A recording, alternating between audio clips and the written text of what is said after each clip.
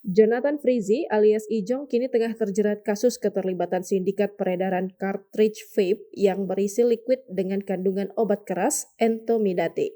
Mirisnya, Ijong ditahan masih dalam kondisi sakit.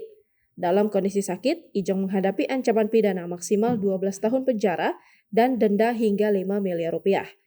Dalam waktu bersamaan, mantan istri Ijong, Dena Aldalia Devanka, membagikan potret kehidupan bahagia pasca bercerai dengan Jonathan Frizzy. Hal tersebut dituliskan dalam sebuah postingan Instagram pada Rabu 16 Juli 2025 lalu. Hanya berselang 2 hari setelah Ijong resmi ditahan. Dena Devanka mengenang 3 tahun lalu saat ia memutuskan apa yang ia harapkan dari perpisahan dengan Ijong. Dengan tegas, Dena mengaku ingin mendapatkan hak asuh ketiga anaknya. Dena Devanka mengaku perjuangan hamil anak pertama hingga 2 anak kembar yang harus melewati masa-masa menginap di NICU membuatnya tak berpikir panjang memilih anak ketimbang harta. Dena Devanka bersyukur doa dan harapannya bisa hidup bersama ketiga anaknya terkabulkan.